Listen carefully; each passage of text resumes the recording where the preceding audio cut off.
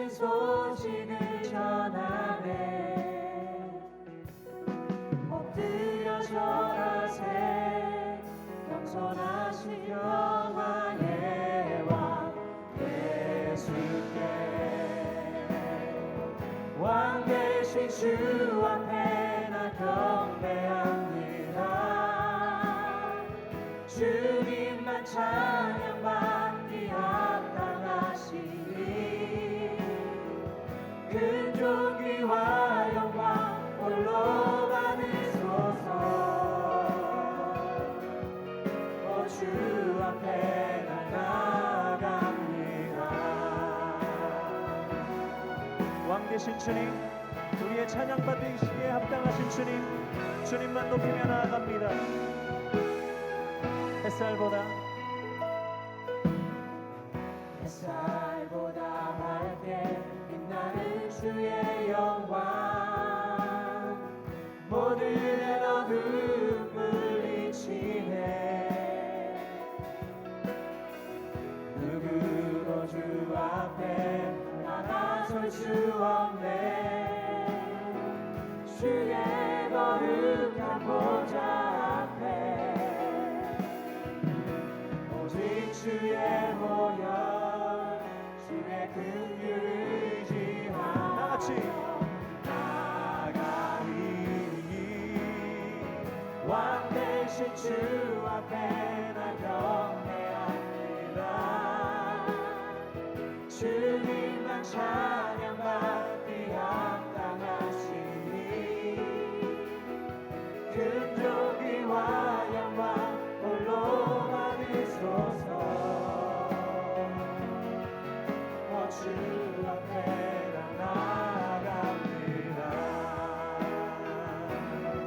왕 되신 주 앞에 나아갑니다. 오직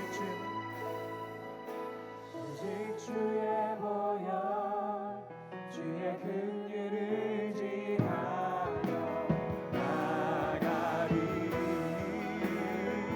왕 되신 주 앞에 나 경배합니다. 주님만 찬양받기 합당하시니 큰 존귀와 영광 홀로 받으소서. 아멘. 주님 홀로만 주시옵소서. 주 앞에 나 나아가 왕 되신 주 앞에 나 경배합니다. 주님만 찬양받기 합당하시니 큰 존귀와 영광, 큰 존귀와 영광 우리 주님 홀로 받으소서. 아멘. 주 앞에 주 앞에 나 나아갑니다. 주님 내가 나아갑니다. 주님 내가 주님 내가 나아갑니다. 왕 되신 주 앞에 나아갑니다. 왕 되신 주 높임을 받소서. 어린 양 아기 예수께 우리를 위하여 구주 나오셨으니 곧 그리스도 주시니라. 그 주님을 찬양합니다. 할렐루야.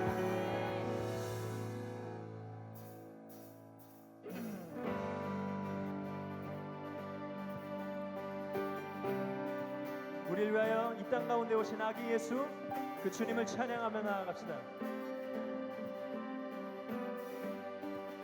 천사들의 노래가 천사들의 노래가 하늘에서 울리네. 모든 소리 높여서 주의 나신 전하세. 모든 만물 기뻐해 산과 들이 노래해. 아름다운 노래가 온 세상에 퍼지네. 산 위에 산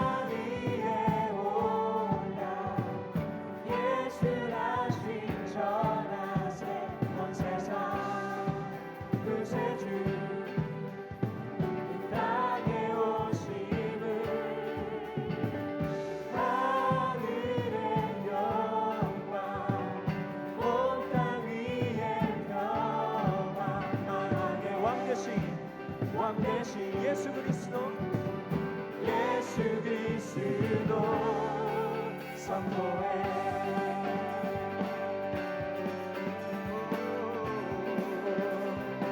구유 안에 누이신 그 안에 누이신 어린 아기 예수께 우리들도 다 함께 기쁜 찬송 부르자. 아멘. 오늘 하신 구주 영원하신 왕이라 영원하신 왕이 세상 모든 나라들 세상 모든 나라 기뻐하라 하여라. 산 위에 올라 예수 나신 전하세 온 세상 구세주 땅에 오심을 하늘의 영광 온 땅 위에 평강 나라의 왕 되신 예수 그리스도 다같이 선포해.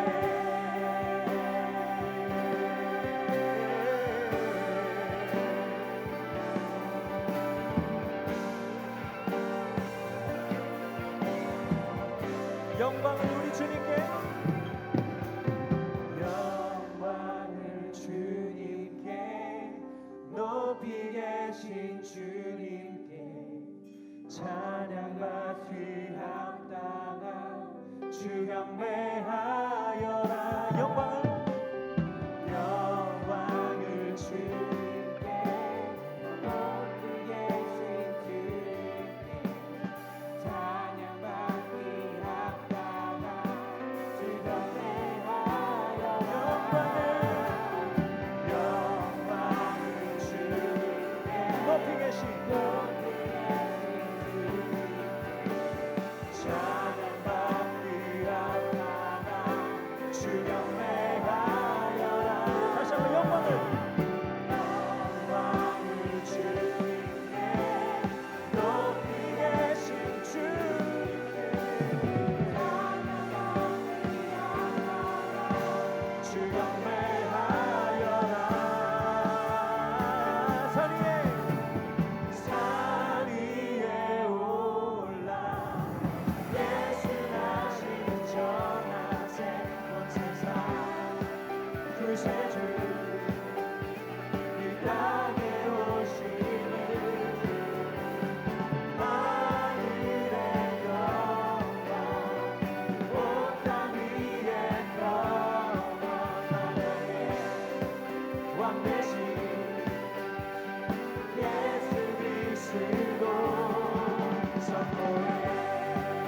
엎드려 전하세 엎드려 전하세 엎드려 전하세 엎드려 전하세 구주 다시 한번 엎드려 전하세 엎드려 전하세 엎드려 전하세 아멘.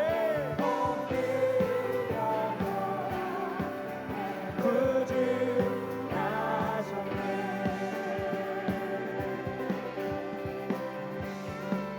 참 반가운 성도야 참 반가운 성도 다 이리 와서 베들레헴 성 안에 가봅시다. 저 구유에 누이신 아기를 보고 엎드려 전하세 엎드려 전하세 엎드려 전하세 구주 나셨네. 저 천사요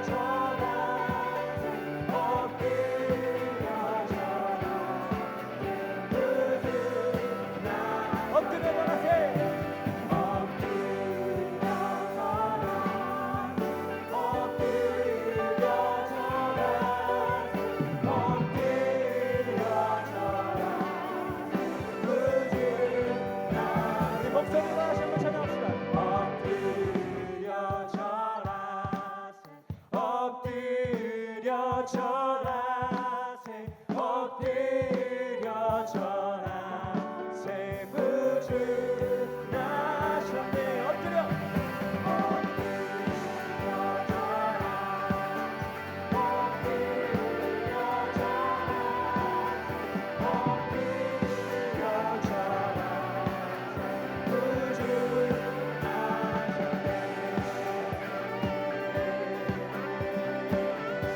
우리를 구원하신 어린 양 아기 예수 그 주님을 찬양합니다.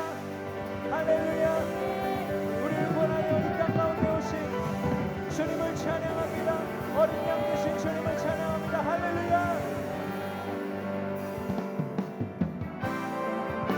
할렐루야. 할렐루야. 할렐루야. 할렐루야.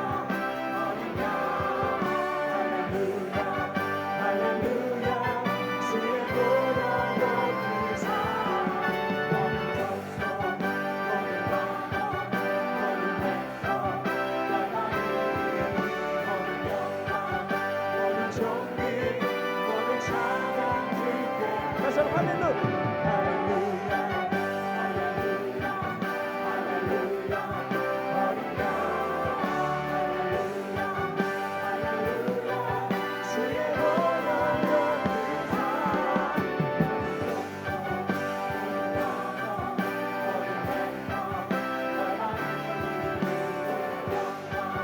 너를 존귀 너를 찬양 주께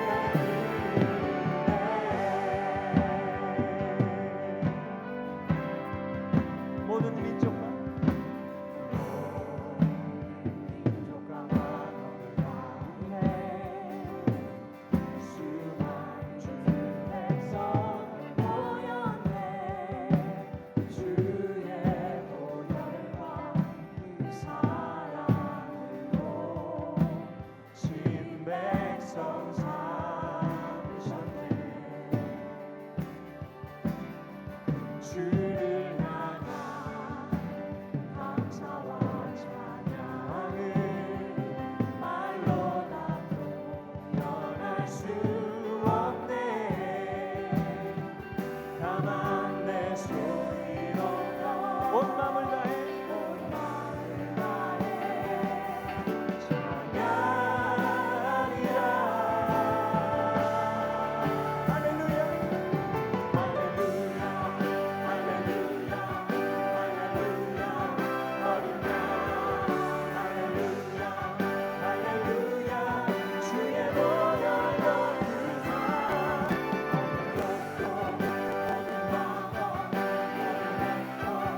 열방이 모든 영광 모든 존귀 모든 찬양 주께 드리네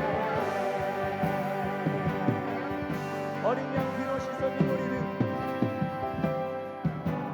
어린 양 피로 씻어진 우리는 은혜 앞에 서 있네 주 이름으로 자녀된 우리 영성이 구하오니 주의 능력 우리에게 베푸사 주의 능력 우리에게 베푸사 주를 더욱 함께 하소서 그때의 모든 나라 주 영광 보며 경배하리라 할렐루야.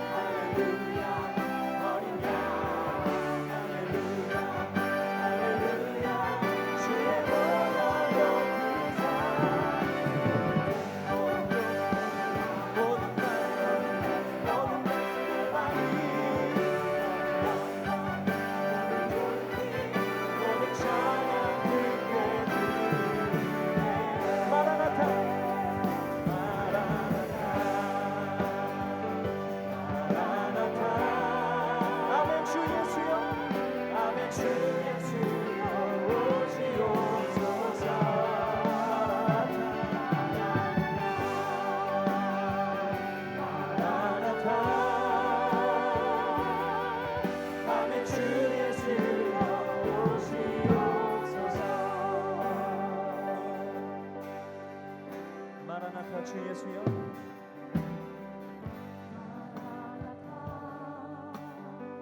주 예수여 어서 오시옵소서. 땅의 모든 그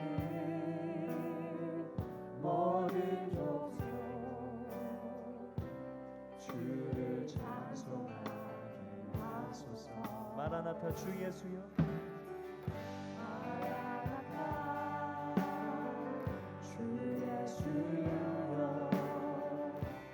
어서 오시옵소서. 모든 열방이 주께 돌아. 모든 열방이 주께 돌아와 춤추며 경배하게 하소서. 우리 주님 다시 오실 길을 만드자. 십자가를 들고 땅 끝까지 우리 가리라.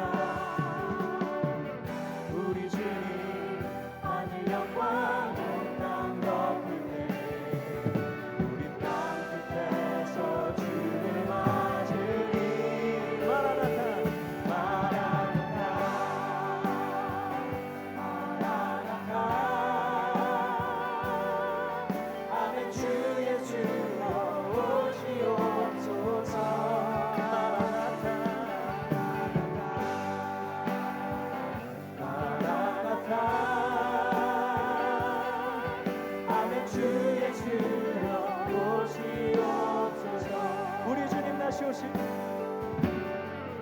우리 주님 다시 오실 길을 만들자. 십자가를 들고 땅 끝까지 우리 가리라.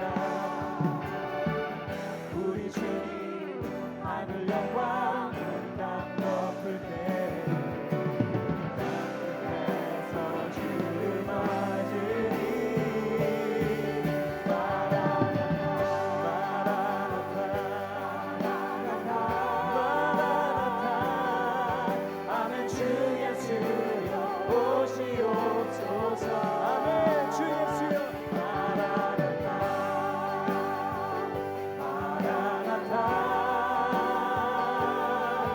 아멘. 주 예수여 우리 목소리 높여 다시 한번 찬양합시다. 마라나타. 마라나타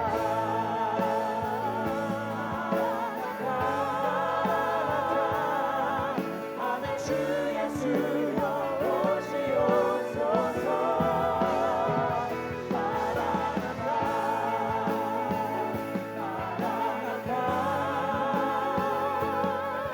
아멘. 주 예수여 오시옵소서. 아멘. 주 예수여. 아멘. 주 예수여 오시. 한 번 더 고백합시다. 믿음으로 고백합시다. 아멘. 주 예수여. 아멘. 주 예수여 오시옵소서. 아멘. 주 예수여. 마라나타. 주 예수여 어서 오시옵소서. 아멘. 주. 우리 이 시간 다 같이 기도하며 나아가길 원합니다. 오늘 이 시간 이 순간 우리에게 찾아오실 그 주님을 기대하며 나아가길 원합니다. 주님, 그 주님을 기대합니다. 그 주님을 기대합니다. 오늘 예배 가운데 좌정하시고 함께하여 주셔서 하나님 우리 예배를 받아 주시옵소서. 우리 가운데 임하여 주시옵소서. 우리 그렇게 주여 세 번 크게 외치고 통성으로 기도하며 나아가겠습니다. 주여 주여 주여.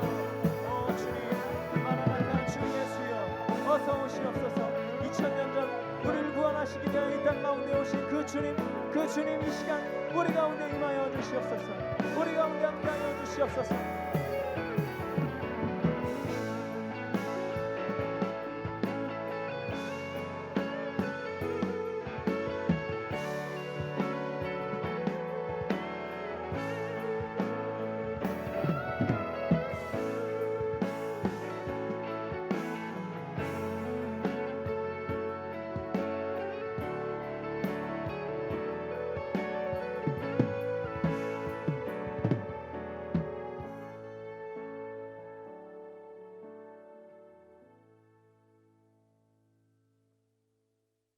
영원토록 찬양과 영광을 받으시기에 합당하신 하나님 아버지, 우리의 도움이 되시는 하나님을 찬양합니다.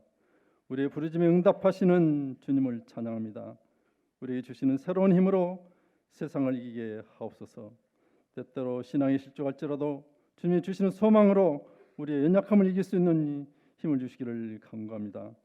우리에게 주님 주시는 소망의 기쁨으로 주님께서 원하시는 길을 걷도록 축복해 주시기를 간구합니다. 자비로우신 하나님 아버지, 이 나라의 정치적으로 경제적 어려움이 많습니다. 아직도 그늘진 곳이 많으며 부패와 부정이 끊이지 않습니다.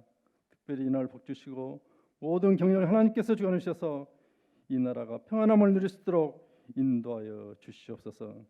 사랑하는 하나님 아버지, 이 땅에 평화의 왕으로 오신 예수님의 나심을 기다리는 성탄절이 다가옵니다. 우리를 구원하기 위하여 낡고 허름한 말게 오신 주님을 늘 가슴에 품고 우리 주의 어려운 이웃들을 위하여 따뜻한 겨울을 보낼 수 있도록 사랑과 온정의 손길이 넘쳐나게 하시고 진정한 주님의 사랑을 베풀 수 있게 하여 주시옵소서. 청년들을 사랑하시며 그 앞길을 축복해 주시는 주님, 우리 청년들을 주님께서 붙잡아 주옵소서. 젊은 시절의 그 힘과 정열을 주님을 위해 헌신하게 하시고 헛된 소망과 제약된 환상으로 인하여 실패하지 않도록 저들을 인도하여 주시옵소서. 하나님, 우리 청년들의 다윗과 같은 용기를 주시고 솔로몬 같은 지혜도 주시며 다니엘 같은 불굴의 믿음을 주셔서 오늘 우리 주님이 원하시는 사역을 잘 감당하게 하여 주시옵소서. 그리하여 우리 교회 청년들이 가는 곳에는 복음의 빛이 드러나며 하나님 영광이 나타나게 하옵소서. 자비로우신 하나님 아버지, 취업과 결혼을 앞둔 청년들에게는 좋은 직장, 좋은 배우자를 만나는 복을 허락하여 주옵소서. 나라와 민족을 위해 국방의 의무를 다하고 있는 청년들에게는 건강한 몸으로 군 복무를 잘 마치고 돌아올 수 있도록 함께하여 주시옵소서. 사랑하는 하나님 아버지, 호야함 담임 목사님에게 바울의 영성과 요수의 지도를 주시고 목사님 새로운 한 해의 목회 개혁과 교회와 성도를 위해 기도하시는 모든 기도를 주님 들으시고 응답하여 주시옵소서. 주 안에서 승리하는 목회가 되도록 역사하여 주시옵소서. 이 시간 단에 세우신 목사님 말씀을 통하여 생명의 말씀을 허락하여 주시옵소서. 하나님 말씀은 지금도 살아 역사하시며 우리를 인도하시는 줄 믿습니다. 우리의 모든 문제 어려움이 해결되게 하시고 갈급한 심령으로 말씀을 사모하는 모든 청년들에게 새로운 확신과 소망이 넘치는 시간 되게 하여 주시옵소서. 오늘도 예배를 위하여 헌신적으로 봉사하는 손길들의 주님의 크신 축복으로 함께하여 주시옵소서. 이 모든 말씀을 영원한 소망 되시는 예수님의 이름으로 기도드립니다. 아멘.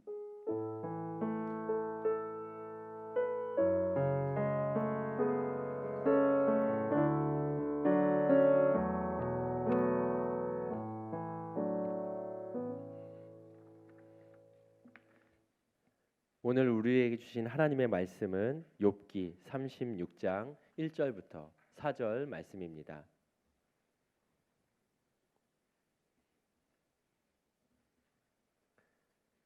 말씀을 봉독합니다. 엘리후가 말을 이어 이르되 나를 잠깐 용납하라. 내가 그대에게 보이리니 이는 내가 하나님을 위하여 아직도 할 말이 있음이라. 내가 먼 데서 지식을 얻고 나를 지으신 이에게 의를 돌려보내리라. 진실로 내 말은 거짓이 아니라 온전한 지식을 가진 이가 그대와 함께 있느니라. 아멘. 이 말씀은 살아계신 하나님의 말씀입니다.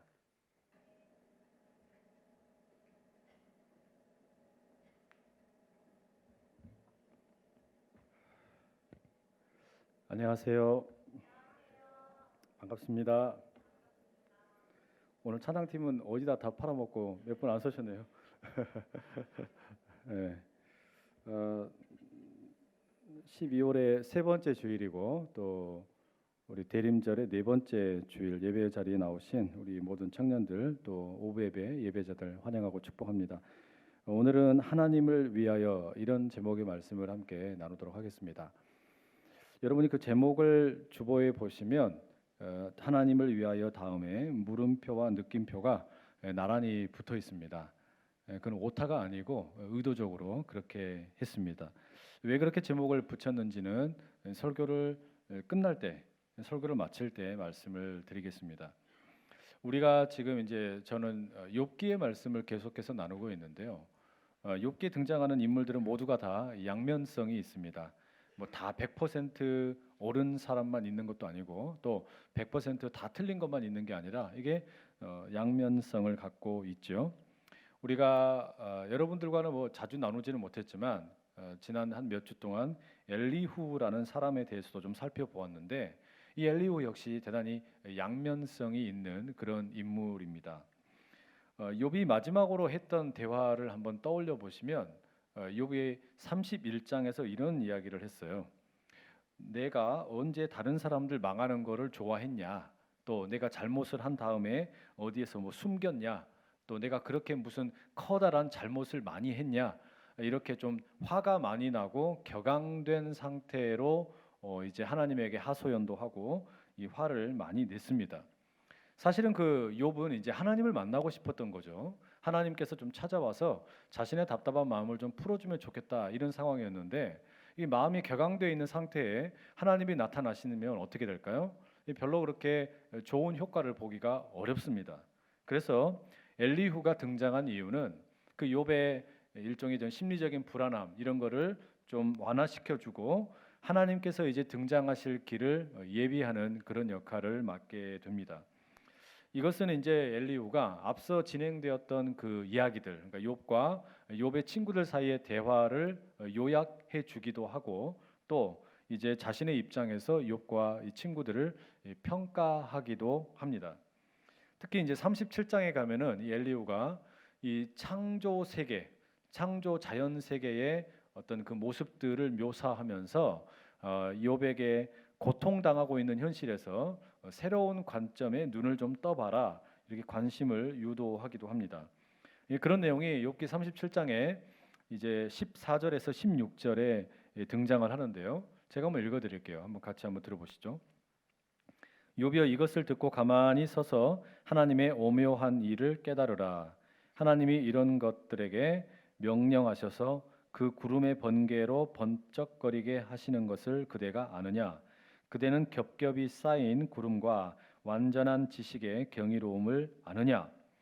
이건 엘리후가 욥이라는 사람에게 들려주는 이야기입니다. 이건 왜 하는 이야기냐면 지금 고통의 문제에 사로잡혀 가지고 그냥 죽을 것 같은 너무 힘겨운 그 모습을 하고 있는 이 욥 아닙니까? 그런데 욥에게 좀 시선을 넓혀 보라고 하나님의 그 어떤 창조의 질서, 이런 자연의 어떤 희한한 일들 이런 거에 한번 눈을 떠보라고 이렇게 요청을 하는 겁니다. 그래야 하나님의 말씀이 들릴 때 좀 의미 있게 다가올 수 있을 것 같기 때문이죠. 그런 점에서 보면 이 엘리후의 역할은 예수님의 오시는 길을 준비했던 일종의 그 세례 요한과 비슷한 면도 없지 않아 있습니다.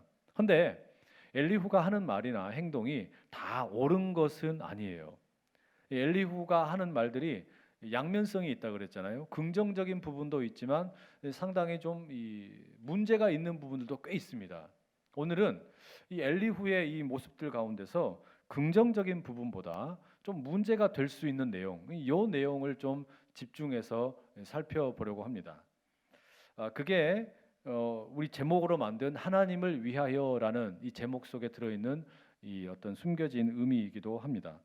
본문 1절과 2절 우리 같이 함께 읽었었는데요. 한번 같이 읽어볼까요? 1절과 2절입니다. 시작. 엘리후가 말을 이어 이르되 나를 잠깐 용납하라. 내가 그대에게 보이리니 이는 내가 하나님을 위하여 아직도 할 말이 있습니다. 엘리후는 지금 욥에게 상당 부분 이미 이야기를 많이 했어요. 그런데 아직도 할 이야기가 많이 남았다는 겁니다. 근데 할 이야기가 많이 남았는데 거기에 덧붙여지는 표현이 뭐라고 돼 있어요? 하나님을 위하여 이렇게 돼 있죠. 하나님을 위하여 내가 할 말이 있다. 이거를 새번역 성경은 하나님을 대신하여 이렇게 번역을 하고 또 공동 번역 개정판은 하나님 편을 들어 이렇게 옮겨놓고 있습니다. 여하튼 지금 엘리후는 할 말이 무진장 많아요. 여러분 사람이 할 말이 많을 때는 어떤 경우이던가요? 대부분의 경우에 뭔가 눌려 있을 때 하고 싶은 말이 많아지죠. 그러지 않아요? 내가 예를 들면 억울한 일을 당했다. 그러면 친구한테 전화해서 뭐라 그래요? 야야, 나 할 이야기 엄청나게 많아. 뭐 이렇게 얘기하잖아요. 또 누군가와 썸을 탔다. 그럼 어떻게 해요? 야, 나 너한테 꼭 해주고 싶은 이야기 있어. 뭐 이렇게 하면서 할 이야기가 많아지잖아요. 근데 엘리후는 지금 뭐라고 이야기하냐면 내가 할 이야기가 무진장 많이 있는데 엄청나게 많이 있는데 누구를 위하여? 하나님을 위하여 할 이야기가 많다는 겁니다. 욥과 비교되죠. 욥도 이야기 엄청나게 많이 했습니다. 무진장 많이 했어요. 친구들과 논쟁을 하면서 이야기 많이 했는데 욥은 자신의 고통의 문제 때문에 자신이 겪고 있는 이해할 수 없는 고통 때문에 자기 자신을 위하여 할 이야기가 많았어요. 그렇죠? 그런데 지금 엘리후는 하나님을 대신하여 하나님을 위하여 내가 할 말이 많다. 어때요, 여러분? 좀 멋있어 보이죠? 내가 나 자신을 위해서 내가 겪고 있는 뭐 고통 때문에 할 이야기가 많은 게 아니라 하나님을 위해서 할 일이 많다 그러니까 진짜 멋진 사람이네 이런 생각이 들 수 있습니다. 근데 그게 꼭 그렇지만은 않아요. 3절 말씀에 이런 표현이 나오거든요. 함께 읽어볼까요? 3절 시작. 내가 먼 데서 지식을 얻고 나를 지으신 이에게 의를 돌려 보내리라. 이게 무슨 의미입니까? 엘리후가 내가 하나님을 위하여 말을 좀 하겠는데 내가 먼 곳에서 지식을 얻었답니다. 어디 뭐 유학을 갔다 왔다라는 말일까요? 어디 뭐 산 넘고 물 건너 어디 유학 갔다 와서 내가 새로운 지식이 있다. 그런 의미가 아니고 먼 데에서 지식을 얻었다. 말하자면 가까운 데에서 얻기 어려운 지식. 그러니까 사람들이 흔히 접할 수 있는 지식이 아니라 먼 곳에서 접한다. 이 말은 하나님으로부터 뭔가 특별한 말씀을 내가 받았다는 거예요. 특별 계시를 받았다라는 거죠. 그러니까 내가 너는 없고 나에게만 있는 특별 계시의 말씀이 있다. 이런 이야기입니다. 그러면서 뭐라 그래요? 하나님께서 나에게 지식을 주셨는데 이 특별 계시를 가지고서 내가 깨닫고 보니까 나를 지으신 창조주 하나님은 의로우시다라는 것을 내가 가르쳐 주겠다라고 말하는 겁니다. 욥은 지금 하나님이 의롭지 않은 것 같다 그래가지고 화가 난 거잖아요. 근데 엘리후는 내가 특별 계시를 받아서 들려줄 테니까 하나님은 의로우시다 알아라 이 이야기 하겠다는 거예요. 그리고 오늘 우리가 함께 읽은 말씀이 이제 4절에 끝나는데 이 4절 말씀도 한번 같이 읽어보시죠. 함께 읽습니다. 시작. 진실로 내 말은 거짓이 아니라 온전한 지식을 가진 이가 그대와 함께 있느니라. 자, 여러분 이제 이 엘리후라는 인물 어떠세요? 여러분 보시기에는 이 엘리후라는 인물이 어떻습니까? 자, 엘리후가 이렇게 말합니다. 나는 하나님을 위하여 할 말이 많고 또 특별한 계시를 받아서 나에게는 아주 온전한 지식이 있고 그래서 내가 지금부터 너에게 좀 가르쳐 주겠다. 어떠세요? 여러분은 뭐 어떻게 받아들이실지 모르지만 제가 만나게 되는 이 지면 속에 들어있는 엘리후는 참 밥맛입니다. 평소에 이렇게 대화하는 사람과는 말을 섞고 싶지가 않아요. 얼마나 잘난 척합니까?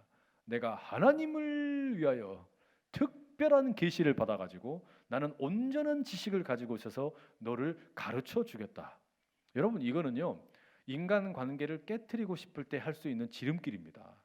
이렇게 이야기하면 모든 사람들로부터 왕따를 당하기 쉽고 그야말로 크레이지 뭐 이런 이야기 듣기 쉬운 거죠.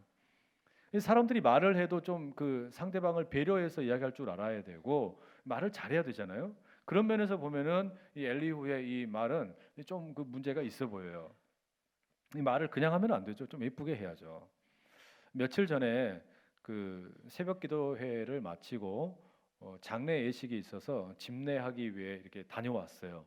근데 다녀오는 길에 자동차에서 이제 라디오를 이렇게 켜고 같이 오는데 클래식 음악이 나오더라고요. 근데 거기 그 진행자가 아주 재미있는 이야기를 하나 들려줬습니다. 그게 어떤 이야기였냐면 아마 그 배경이 조선 시대로 보이는데 석돌이라는 이름의 백정과 관련된 이야기입니다. 백정 뭔지 아시죠? 그 고기 잡는 도축하는 사람이잖아요. 그 석돌이라는 사람의 집에 이제 고기를 사기 위해 첫 번째 손님이 찾아왔습니다. 오자마자 다짜고짜 말합니다. 석돌아, 고기 한 근만 주라 이러는 거예요. 그리고 조금 있다가 이제 두 번째 손님도 찾아왔어요. 그런데 비록 신분이 백정이지만 자기보다 나이가 많으니까 그냥 부르지 않고 이렇게 불렀어요. 지서방, 고기 한 근만 주시게 이렇게 이야기했단 말이에요. 자, 이제 이 백정 석돌은 고기를 준비해서 드려야 되죠. 그런데 첫 번째 손님에게 드려야 될 고기는 별로 맛도 없고 좋지 않은 부위를 조금만 드린 거예요.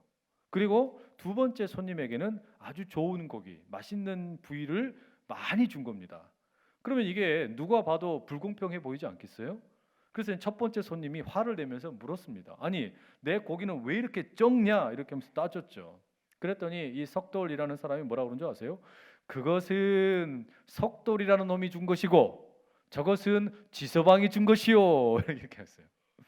무슨 이야기인지 되세요? 여러분, 말을 할 때에는 보통 그런 말이 있습니다. 세 가지의 문을 통과해야 된다. 세 개의 문을 통과해야 된다. 첫 번째 문은 이 말이 진실한 것인가? 두 번째는 이 말이 필요한 말인가? 그 세 번째 마지막은 이 말이 친절한 말인가? 이 세 개의 문을 통과했다면 두려워하지 말고 자신 있게 결과를 상관하지 말고 말해도 된다. 그런데 여러분, 이건 사실 우리에게 다른 교훈을 주는 거죠. 내가 말을 하는데 혹시 이 말이 진실한 말이 아니라면, 또 진실한 말이긴 한데 필요하지 않은 말이라면, 또 진실한 말이고 필요한 말이지만 친절한 말이 아니라면 어떻게 하라는 거예요? 다시 생각해 보라는 말이잖아요. 그 이야기를 들려주는 거죠. 이 세 개의 문을 엘리후가 하고 있는 말에 한번 이렇게 대입을 시켜볼까요? 엘리후가 하는 말, 여러분 어떠세요? 진실한 말인 것 같습니까? 그런 것 같아요.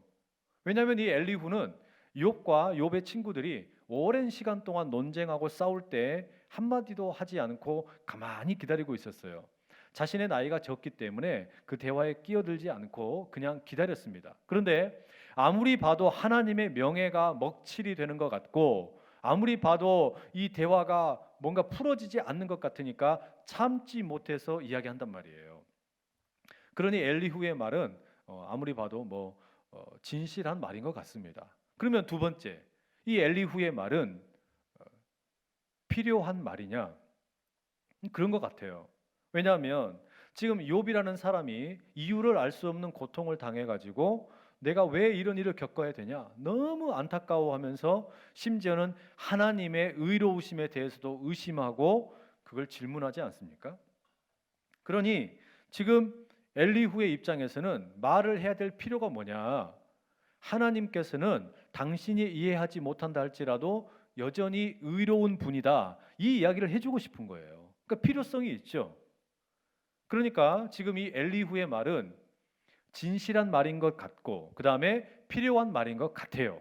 근데 문제는 어디에 있는 거냐면 이 말이 친절하냐라는 질문입니다. 분명히 보니까 이 엘리후의 말이 지금 진실한 말처럼 들리고 그리고 필요한 말인 것 같기는 한데 친절하냐라고 던졌을 때 그렇지 않다라는 겁니다. 왜 그렇습니까? 이 엘리후의 말은 사실상 상대방의 대화, 상대방의 어떤 그 질문, 무슨 문제 제기 이런 거를 원천 봉쇄해 버리는 말이기 때문입니다. 그게 무슨 내용이냐? 본문의 내용을 좀 다시 한번 설명을 좀 해드리겠습니다. 36장에서 엘리후는 하나님의 창조의 질서와 또 하나님의 그 어떤 자연의 법칙, 자연의 어떤 다스림 이런 이야기를 쭉 한 다음에 37장의 1절에서 4절까지 이런 이야기를 들려줍니다. 제가 한번 읽어드릴게요. 이로 말미암아 내 마음이 떨며 그 자리에서 흔들렸도다. 하나님의 음성 곧 그의 입에서 나오는 소리를 똑똑히 들으라. 그 소리를 천하에 펼치시며 번갯불을 땅 끝까지 이르게 하시고 그 후에 음성을 발하시며 그의 위엄찬 소리로 천둥을 치시며 그 음성이 들릴 때에 번개를 멈추게 아니하시느니라. 이게 지금 엘리후가 욥에게 들려주는 이야기인데요. 뭐라고 이야기합니까? 번개에 대한 이야기도 하고 천둥에 대한 이야기도 합니다.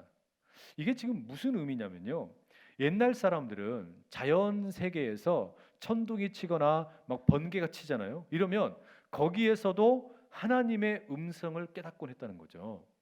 이 막 번개가 치고 막 그러면 아이고 무서워 이러고 끝나는 게 아니라 거기에서 하나님의 어떤 음성, 하나님의 어떤 뭔가 뜻이 있지 않을까 이런 생각들을 한 거예요. 그래서 번개, 천둥 이런 걸 통해서도 하나님의 어떤 경외감을 갖게 되고 자기 자신을 돌아보는 일종의 영적인 감수성이 있었던 겁니다.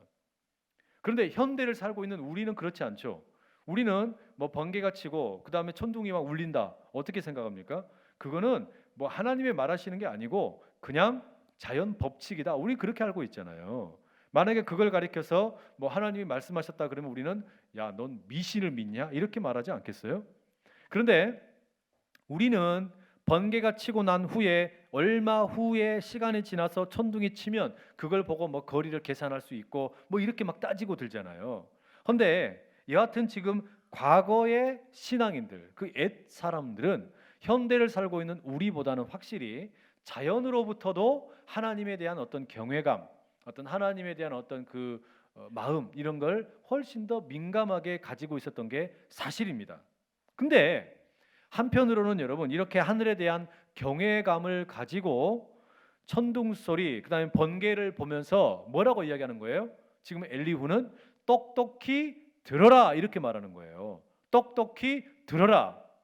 근데 이 경외감 참 좋은 것인데 이게 다른 면에서는 뭐가 되는 거냐면 질문을 하고 있는 사람에게 입을 닥쳐라라는 폭력이 되어버릴 수 있다는 겁니다. 하나님이 지금 천둥으로 이야기하고 계시고 또 번개를 치시면서 말씀하고 계시는데 너 아무 말 하지 마. 그냥 입 다물고 그냥 말씀하시는 거 들어. 이런 이야기가 될 수 있다는 거예요. 고통이라는 현실 때문에 지금 아파하면서 질문을 던졌습니다. 의문을 제기했습니다. 울고 있습니다. 그런데 그냥 하나님의 음성을 듣기만 해라? 이거 어때요? 이 폭력이 될 수 있죠. 대단히 심각한 잔인한 말이 될 수 있습니다. 그런 점에서 여러분 우리는 하나님을 위하여라는 이 제목에다가 물음표를 붙인 거예요.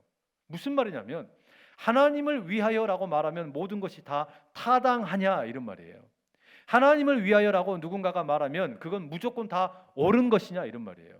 하나님을 위한 거라고 말하면 그건 무조건 다 우리가 인정해야 되는 거냐 이런 말이에요. 여러분 이건 우리가 일상의 경험에서도 많이 하는 일입니다. 예를 들어 볼까요? 대통령은 자신의 잘못을 사죄하고 사과하기 위해서 기자회견을 열었죠. 그런데 뭐라고 말합니까? 자기는 사리 사욕을 챙기기 위해서 한 것은 하나도 없다고 말하죠. 그러면서 오로지 국가와 국민을 위하여 모든 일을 했을 뿐이라고 말합니다. 왜 자기 잘못을 고백하기로 하고 나온 자리에서 국가와 국민을 위해서 모든 일을 했다라고 언급합니까? 내가 지금까지 최선을 다해서 국가와 국민의 안위를 위해서 열심히 노력을 했는데 왜 질문하냐 이거예요. 왜 나의 그것을 삶을 의심하냐? 나에게 그렇게 따지지 말아라. 질문을 틀어막는 겁니다. 나는 오로지 국가를 위해서만 살았다라고 말하는 겁니다. 비리 혐의로 조사를 받는 기업인들이 뭐라고 말하던가요? 나는 회사를 위해서 최선의 노력을 다했다라고 말하죠. 나는 최선의 노력을 다해서 회사를 위해 지금까지 내 모든 평생을 바쳤다라고 말합니다. 그렇게 대답하는 이면에는 뭐가 있는 겁니까? 회사를 위하여 나는 최선의 노력을 다했는데 왜 나를 의심하냐? 왜 나에게 질문하냐? 왜 나를 조사하냐? 기분 나쁘다. 이런 말이 그 속에 들어있는 거죠. 더 내려가 볼까요? 가정도 마찬가지입니다. 저는 이제 자녀들이 있어요. 근데 저희 집에서 이런 일이 종종 왕왕 있는 일이 있는데 그게 뭐냐면 아이들이 아빠와 놀고 싶다고 징징대고 저에게 질문을 하고 막 덤비옵니다. 왜 옛날처럼 놀아주지 않냐고, 왜 옛날처럼 같이 더 많이 시간을 보내주지 않냐고 저를 괴롭혀요. 그러면서 자신들의 고통스러운 현실을 알아주고 자신들과 함께 다시 그 놀아달라고, 놀이동산에 가자고 이렇게 하소연을 한단 말이에요. 그러면 제가 그냥 레퍼토리로 맨날 하는 이야기가 있어요. 뭐라 그런 줄 아세요? 얘들아, 아빠가 왜 밤새 이렇게 열심히 일하는 줄 아느냐? 다 우리 가족을 위하여, 그리고 교회를 위하여 이렇게 하는 거다. 그럼 여러분, 아이들이 그렇게 질문을 던지고 또 의심을 하다가 어떻게 돼요? 이해가 되지 않지만 질문이 그냥 막혀버리는 거예요. 그러면 입 삐쭉 내밀고 그냥 자기 방으로 들어갑니다. 그 짝이란 말이에요. 하나님을 위하여 좋은 말이에요. 국가와 국민을 위하여 분명히 좋아 보여요. 회사를 위하여 좋아 보이죠. 또 가족과 교회를 위하여, 그 말 자체로는 그 대의 명분이 얼마나 좋습니까? 그러나 이런 말들이 틀린 말은 아니겠지만 그러나 때로는 적절하지 않다라는 말입니다. 이유를 모른 채 고통을 당하고 있는 욥에게 하나님을 위하여, 또 국정농단으로 시리에 빠진 국민들에게 국가와 국민을 위하여, 회사를 믿고 충성을 다했던 회사원들에게 회사를 위하여, 아빠와 놀고 싶은데 놀지 못해서 삐쳐 있는 자녀들에게 가족을 위하여. 뭐 하는 거예요? 질문하지 말라는 겁니다. 의심하지 말라는 거예요. 나는 지금 옳게 하고 있는 거니까 질문하지 말고 그냥 입 닥쳐, 이런 말이에요. 그런 말은 결국은 지금 현재 고통 속에 있는 사람, 아파하는 사람들에게는 요만큼도 위로가 되지 않는다, 이런 말이죠. 지금 엘리후의 말이 그런 겁니다. 그런 분위기를 고조시키다가 엘리후가 뭐라고 말하냐? 37장 19절과 20절에서 이렇게 말합니다. 세번역 성경인데요, 제가 한번 읽어드리죠. 어디 한번 말씀하여 보십시오. 하나님께 뭐라고 말씀드려야 할지를 우리에게 가르쳐 주십시오. 우리는 무지 목매하여 하나님께 드릴 말씀이 없습니다. 내가 하고 싶은 말이라고 하여 다 할 수 있겠습니까? 어찌하여 하나님께 나를 멸하실 기회를 드린단 말입니까? 엘리후가 욥에게 하는 이야기거든요. 뭐라 그래요? 한번 말씀하여 보십시오 그러는데 이거 말하라는 소리예요? 하지 말라는 소리예요? 하지 말라는 소리예요. 한번 말 한번 해보세요. 해보세요. 이러는데 이거는 지금 말하지 말라는 소리잖아요. 이게 여러분 연애할 때 보통 그 남자들이 많이 듣게 되는 이야기인데요. 여성들에게, 그러니까 여자친구에게 남자가 때로 이렇게 잘못을 하게 되면 여성들이 어떻게 돼요? 여자친구가 남자친구에게 말을 많이 하죠. 따따따따따따따따 이렇게 하면서 1번 잘못, 2번 잘못, 3번 잘못, 4번 잘못, 5번 잘못 이렇게 쭉 이야기한단 말이에요. 그다음에 뭐라 그래요? 할 말 있으면 해봐. 할 말 있으면 해봐. 이런단 말이에요. 그거 할 말 하라는 말이에요? 하지 말라는 소리예요? 거기서 그 말에 넘어가가지고 할 말하면 어떻게 됩니까? 깨집니다. 박살나는 거예요. 그 관계 깨지는 거예요. 완전히 어그러지는 겁니다.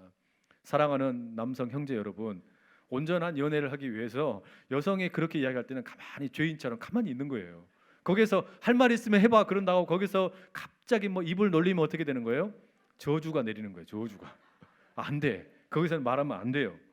지금 그런 식인 거예요. 엘리후가 하나님에 대해서 그냥 장황하게, 하나님은 천지를 창조하신 분이고 천둥을 치시고 번개를 치시고 거기에서도 말씀을 하시고 이런 분인데 할 말 있으면 해봐. 할 말 있으면 해봐. 하란 말이에요? 말라는 말이에요? 하지 말라는 이야기예요. 입 닫으란 말입니다. 여러분, 그런 점에서 우리가 이 대림절을 한번 가만히 생각을 해보세요. 대림절을 우리는 왜 이렇게 지키고 있습니까? 이 대림절은 2000여 년 전에 오셨던 예수님의 그 오심, 그 예수님의 오심을 우리가 기억하고 기뻐하는 절기이면서 동시에 다시 오실 예수님을 기다리는 참 뜻깊은 절기입니다. 그런데 여러분, 우리가 던져야 될 질문이 있어요. 도대체 예수님은 왜 이 땅에 오셨나? 이 세상에 왜 오셨나 하는 점입니다. 하나님을 위하여? 자기 자신을 위하여? 아니거든요. 물론 하나님을 위한 면이 없는 건 아니에요. 예수님 자신을 위하여 안 온 것도 그게 없는 건 아니에요. 하지만 예수님께서 이 땅에 오신 가장 중요한 이유는 무엇 때문입니까? 우리를 위하여요. 나를 위하여 오셨다는 거예요. 그래서 요한복음 3장 16절 이렇게 말씀하시잖아요. 하나님이 세상을 이처럼 사랑하사 독생자를 주셨으니 이는 그를 믿는 자마다 멸망하지 않고 영생을 얻게 하려 하심이라. 이게 무슨 이야기예요? 하나님께서 이 세상에 오신 것이 자기 자신을 위해서, 하나님을 위해서 오신 것이 아니라 이 세상을 위하여, 죽어가고 있는 사람들을 위하여, 바로 우리를 위하여 예수님께서 오셨다라는 겁니다. 예수님은 바로 그런 이유 때문에 하나님으로부터 보냄을 받으신 거죠. 그렇게 보냄을 받으신 예수님이시기 때문에 예수님께서 이 땅에 사실 때 어떻게 사셨을까요? 여러 가지 수없이 많은 일을 하셨는데 그 중에 하나 하신 일이 뭐냐? 우리가 그냥 쉽게 내뱉는 말, 하나님을 위하여라고 말하고, 국가를 위하여라고 말하고, 회사를 위하여라고 말하고, 가족을 위하여라고 말하고, 그렇게 이야기하면서 실상은 어려운 이들, 아파하는 이들, 눈물 흘리는 이들을 돌아보지 못하는 그런 죄악된 모습, 위선된 모습을 예수님은 지독히도 싫어하셨어요. 그 가운데 한 이야기가 마가복음 7장 11절과 12절에 이렇게 소개됩니다. 세 번역 성경인데 우리 같이 한번 읽어볼까요? 자, 함께 읽습니다. 시작. 그러나 너희는 말한다. 누구든지 아버지나 어머니에게 말하기를 내게서 받으실 것이 고르반 곧 하나님께 드리는 예물이 되었습니다 하고 말만 하면 그만이라고 말한다. 그러면서 아버지나 어머니에게 그 이상 아무것도 해드리지 못하게 한다. 이게 무슨 이야기죠? 예수님께서는 지금 분명히 말씀하시는 게 하나님을 위한다고 거르반 예물을 드리면서 실상은 지금 어렵게 살고 있는 부모님을 돌보지 못하는 거 반드시 그것은 잘못된 것이라고 지금 이야기하시는 겁니다. 이게 무슨 뜻이겠어요? 우리가 쉽게 내뱉는 말 가운데 청년 여러분 무슨 막 큰 꿈을 꾸면서 나는 나라와 민족과 뭐 중흥을 위하여 또는 회사를 위하여 교회를 위하여 또 민족을 위하여 국가를 위하여 국민을 위하여 이런 엄청난 원대한 포부를 갖는 거 꿈을 갖는 거 너무너무 중요하지만 그러나 그 무엇인가를 위하여 하나님을 위하여라고 말하는 것이 행여나 그 옆에 밑에 주변에서 아파하고 있고 신음하고 있고 눈물을 흘리고 있는 고통받고 있는 이들 그들을 돌아보지 못하는 그런 허울뿐인 구호라면 그거는 다 틀린 거라는 거예요. 고르반 하나님께 드린 바 예물이 되었다고 말하면서 하나님을 위한 것이라고 말하면서 정작 자신의 부모를 돌아보지 못하는 것은 나쁜 짓이라는 겁니다. 우리 주님께서 오신 이 삶의 이유를 보십시오. 왜 이 땅에 오셨습니까? 주님께서는 하나님을 위하여 오신 것이 아니라 우리를 위하여 오셨단 말이에요. 세상을 위하여 오셨단 말이에요. 그 주님이 이 세상을 위하여 오셔서 사람이 되셨고 그리고 십자가에 달려서 죽으셨고 부활하셔서 우리 모두에게 새로운 삶의 소망이 되어주셨다는 말입니다. 그러니 여러분 우리가 그 다시 오실 주님을 기다린다는 거 그건 어떤 겁니까? 단지 하나님을 위하여 그렇게 기다린다라는 말이 아니에요. 하나님을 위하여 우리가 그냥 외칠 때 나라를 위하여 그냥 외칠 때 국가를 위하여 그냥 외칠 때 회사를 위하여 가족을 위하여 그냥 외칠 때는 때로 우리는 물음표를 붙이게 되는 경우들이 참 많습니다. 그 진정성이 의심되는 경우가 참 많다는 말이에요. 그런데 거기 앞에 무엇이 들어가야 되겠습니까? 하나님을 위하여라는 그 말 뒤에 느낌표를 붙이려면 어떻게 해야 될까요? 그 커다란 구호만큼이나 앞에 외면되고 소홀히 여겨지고 지금 울고 있고 아파하는 그들을 위한 그 마음이 담겨야 되겠죠.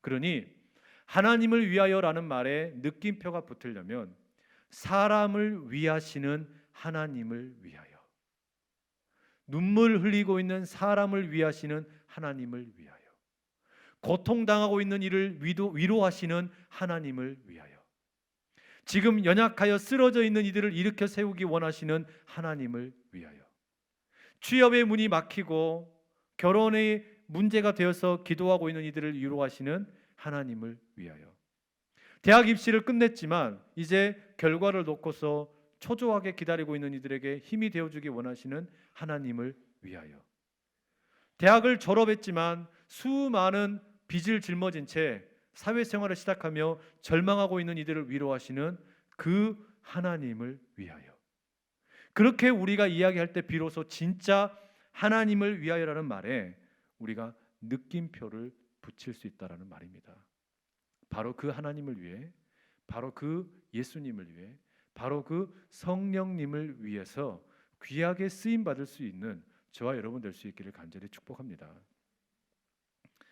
저는 여러분 이 설교를 준비하면서 다른 누구보다 제 자신을 돌아보는 시간을 좀 가져보았어요. 저는 오늘이 주일 설교를 이제 담임 목사가 되어서 처음 하는 설교입니다. 여러분 설교자가 누굽니까? 설교자는 이 본문에서 우리가 만나고 있는 엘리후처럼 하나님을 위하여 참 할 말이 많은 사람이죠. 하나님을 위하여 내가 할 말이 많다. 그게 설교자 아닙니까? 설교자가 되겠다고 이 자리에 서 있는 이유는 하나님을 위해서 내가 뭔가 할 말이 많아서 이야기하겠다라고 서 있는 것인데 그런데 가만히 돌아보면 설교자가 되어서 하나님을 위하여 말하겠다고 하는데 과연 이 말이 어떻게 들릴 것인지에 대해서 고민을 해보지 않을 수가 없는 거예요. 설교자가 누굽니까? 설교자는 단순히 하나님으로부터 보냄을 받은, 그래서 하나님이 주신 메시지를 전달해 주는 그런 전령사가 아닙니다. 설교자는 단지 그냥 하나님으로부터 받은 우편 엽서를 여러분들에게 전달해 주는 우편 배달부가 아니라는 이야기예요. 그렇게 전달을 해줄 때 뭐 졸든지 말든지 웃든지 말든지 어떻게 반응하든지 말든지 아무 상관없이 그냥 이것은 하나님의 말씀이요, 그리고 하나님을 위하여 말하고 끝나는 거, 그게 아니잖아요. 그게 설교자의 모습이 아니란 말이에요. 그러면 설교자는 여러분의 비유를 맞춰주고 여러분이 듣기 좋아하는 이야기를 들려주는 그런 아첨하는 사람이냐? 저는 그걸 그렇게 이야기하고 싶은 생각이 눈꼽만큼도 없어요. 여러분이 좋아하는 이야기, 뭐 축복받을 만한 이야기, 뭐 아주 뭐 사람들의 귀를 간질간질하게 해줄 수 있는 그런 좋은 이야기꾼이 되고 싶은 생각이 요만큼도 없다는 말이에요. 그럼 설교자는 누굴까요? 설교자는 여러분이나 동일하게 증인입니다. 우리는 지금 국정감사를 진행하는 가운데 많은 증인들이 불려 나오는 걸 보죠. 근데 성실하게 답변을 못하고 위증을 하고 있는 것처럼 보이는 사람들이 많아서 참 우라통이 터집니다. 그런 증인들을 보면 우리가 화가 많이 나죠. 그런데 설교자가 증인이다 이렇게 이야기할 때 진짜 증인의 모습은 어떤 걸까요?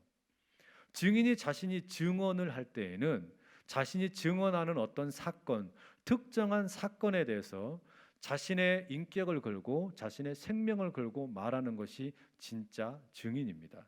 그거는 내가 위증을 하면 처벌을 받겠다라는 맹세 속에 담겨 있는 의미이기도 한 것이죠. 근데 설교자가 증인이라는 말은 무슨 의미겠습니까?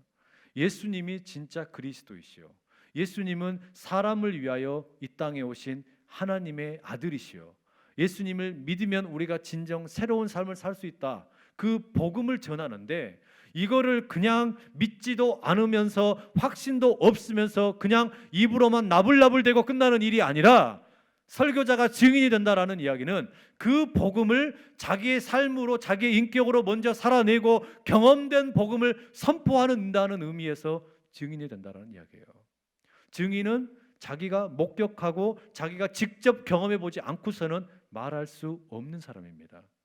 그렇기 때문에 설교자가 증인이 될 때에는 이 대림절의 의미를 새겨볼 수밖에 없는 겁니다. 도대체 나는 하나님으로부터 받은 메시지를 가지고 사람들을 향하여 선포해야 되는데 어떻게 전할 것인가? 나는 하나님을 위하여 말해야 되는데 어떻게 말해야 될까? 우리 예수님이 오신 모습을 보면 그 답이 있다는 말이에요. 예수님은 분명 이 세상에 오셨는데 사람을 위하여 사람이 되신 하나님이시라는 말이에요. 그러니 설교자가 하는 말은 무슨 말이 되겠습니까? 사람을 위하시는 하나님을 위한 메시지가 된다는 말이죠. 그걸 전하는 게 설교 아니겠어요? 바로 그런 마음으로 저는 앞으로도 계속 그렇게 설교할 수밖에 없는 겁니다. 저는 조금 더 하나님을 위하여 말하겠다라고 하면서 그냥 물음표가 붙여지는, 그게 진짜 하나님을 위하는 말씀이냐, 물음표가 붙여지는 그런 말이 되지 않기 위해서 몸부림을 해야 되는 거고요. 동시에 이 말이 그냥 사람들의 마음을 간질간질하게 해주고 듣기 좋아하는 말만 해주는 그런 아첨꾼이 되고 싶은 마음이 추호도 없다라는 말이에요. 그럼 진짜 설교가 되려면, 진짜 하나님의 마음이 담기려면 어떻게 해야 되겠습니까? 사람을 위하시는 그 하나님을 위하여 대언하는 자가 되는 것, 그 증언하는 자가 되는 것, 그런 증인이 되는 것. 그래서 우리 예수님은 이 세상을 위해 병들어 죽어가는 이 사람들을 위해 그 한 영혼 한 영혼을 위해 이 땅에 오신 분이라고, 만왕의 왕이라고 선포하는 증언자가 되고 싶은 겁니다. 여러분, 바로 그때 우리는 하나님을 위하여라는 이 말 뒤에 물음표가 아니라 느낌표를 붙일 수 있게 될 겁니다. 여러분 기억하십시오. 사람을 위하시는 하나님을 위하여 살아가는 것은요, 단지 설교자에게만 주어진 과제가 아닙니다. 사람을 위하시는, 연약한 자 한 사람 한 사람, 고통받는 한 사람 한 사람을 위하시는 그 하나님을 위하여 살아가는 증인이 되는 것, 그것은 저를 비롯한 여러분 모두를 향한 하나님의 부르심입니다. 하나님께서는 우리를 그렇게 지금 부르고 계시는 거예요. 사람을 진정 위할 줄 아는 하나님을 위하여 쓰임 받는 자가 되라는 겁니다. 하나님을 위한다는 구원은 있지만 하나님의 사람들을 향하여 관심 기울이지 못하고, 나라를 위한다고 말하고 국가를 위한다고 말하지만 한 사람 한 사람 고통받고 있는 국민들을 외면하는 그런 정치인이 된다면, 회사를 위하여 살아간다고 말하지만 회사에 함께 일하는 회사원들을 돌아보지 못한다면, 가족들을 위한다고 말하지만 아파하는 가족들을 돌아보지 못한다면, 교회를 위한다고 말하지만 교회를 구성하는 공동체 한 사람 한 사람을 돌아보지 못한다면, 그거는 그야말로 허공을 치는 메아리밖에 되지 않는다라는 말이죠. 그러니 여러분, 우리 주님께서는 지금 우리를 그렇게 부르시는 겁니다. 사람을 진정으로 위하시는 하나님을 위하는 증인의 삶을 살라고 우리를 부르신다는 말이에요. 젊은 때 여러분은 어떤 삶을 살고 싶으세요? 나 자신을 위해서, 또는 세상의 어떤 멋진 일을 위해서, 하나님을 위해서, 나라를 위해서, 국가를 위해서, 미래를 위해서 수없이 많은 커다란 꿈을 꿀 수 있을 겁니다. 그러나 그 커다란 꿈은 작은 자 한 사람 한 사람을 향한 예수님의 마음이 사라져버리면 아무것도 아니라는 말이죠. 여러분이 가지고 계신 그 소중한 미래에 대한 계획들, 그 속에 사람을 위하여 이 땅에 찾아오신 그 주님의 마음이 담겨지고, 그렇기 때문에 사람을 위하시는 하나님을 위할 줄 아는 바로 그 증인의 삶을 사는 저와 여러분 될 수 있기를 간절히 축복합니다. 우리 이 시간에 같이 한번 기도하면 좋겠는데요. 우리 기도하실 때 이렇게 같이 한번 기도하십시다. 우리 주 예수 그리스도께서 이 땅에 왜 오셨을까? 자기 자신을 위해서 오신 것도 아니고 하나님을 위해서 오신 것도 아니라면 그 주님께서는 사람을 위해서, 나를 위해서, 모자란 우리를 위해서 오셨는데, 우리는 그 주 예수 그리스도를 믿고 살아가는 제자가 되겠다고 말하고 증인이 되겠다고 말합니다. 그럼 여러분, 우리가 어떻게 살아야 좋겠습니까? 예수님께서 사람을 위해서 오셔서 연약한 자, 작은 자 한 사람 한 사람을 부여잡아 주신 것처럼, 주님, 그러면 나의 삶도 그런 삶이 되게 하여 주십시오. 작은 자 한 사람, 고통받는 이웃들, 아파하는 자들, 그들을 위하여 하나님을 위할 줄 아는, 그들을 위하는 하나님을 위하여 증인의 삶을 살아가는 우리가 되게 하여 주시옵소서. 그렇게 젊음을 드리고 우리의 미래를 드리고 우리의 꿈과 계획을 올려드리고 살아갑니다. 주여, 우리와 함께하여 주시옵소서. 우리 그 믿음의 고백을 가지고 주여 힘있게 세 번에 치고 기도하며 나갑니다. 주여, 주여, 주여. 아버지 하나님의 힘을 주시옵소서.